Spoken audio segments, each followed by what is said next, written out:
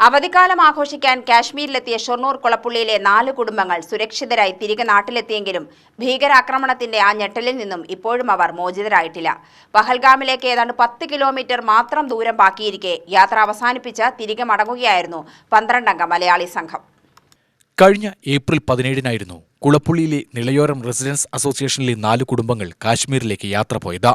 അയൽവാസികളായ സുനിത, സന്തോഷ്, രശ്മി, വിനോദ് എന്നിവരുടെ കുടുംബാംഗങ്ങൾ ഉൾപ്പെടെ 12 പേരായിരുന്നു സംഘത്തിലുണ്ടായിരുന്നത്.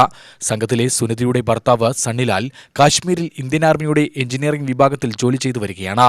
അങ്ങനെയാണ് ഇവർ യാത്രയ്ക്കായി കാശ്മീർ തന്നെ പറഞ്ഞുറപ്പിക്കുന്നത്.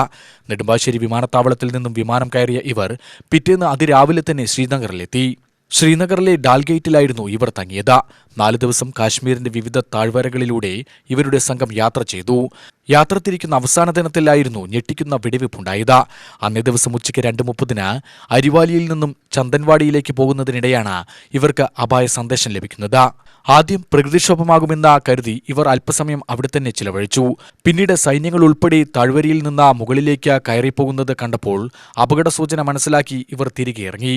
അതിനിടെയാണ് മലയുടെ മുകളിൽ വെടിവെപ്പുണ്ടായെന്നും ആദ്യം ഒരാൾ കൊല്ലപ്പെട്ടുവെന്നും പിന്നീട് 5 പേർ കൊല്ലപ്പെട്ടുവെന്നും ഇവർ അറിയുന്നത്. പിന്നീട് ഇവർ ലക്ഷ്യമിട്ട കുതിരസവാരി ഒഴിവാക്കി തിരികെ ഇറങ്ങി. അവിടെ നിന്നും 80 കിലോമീറ്റർ ദൂരം തിരികെ സഞ്ചരിച്ച് ഇവരുടെ താമസ സ്ഥലത്തെത്തി ലഗേജുകൾ എടുത്ത് തിരികെ നാട്ടിലേക്ക് മടങ്ങുകയായിരുന്നു. അന്നത്തോടുകൂടി അവിടെയും ക്ലോസ് ചെയ്യണം എന്നുള്ളത്. അപ്പോഴും നമ്മൾ എന്തായാലും ലാസ്റ്റ് വലിയ ബുദ്ധിമുട്ടില്ലാതെ ഞങ്ങൾക്ക് നാട്ടിൽ സിനിമയിലും ടിവിയിലൊക്കെ കേൾക്കുന്ന പോലത്തെ ഒരു കാര്യങ്ങളായത് പട്ടാളക്കാരെ കൊണ്ട് നിറഞ്ഞു. ദൈവത്തിന്റെ ഭാഗ്യം കൊണ്ട് ദൈവഭാഗ്യം കൊണ്ട് നമ്മൾ ഒന്ന് രക്ഷപ്പെട്ടു പോകുന്നു. എന്തായാലും UTV ന്യൂസ്, പാലക്കാട്.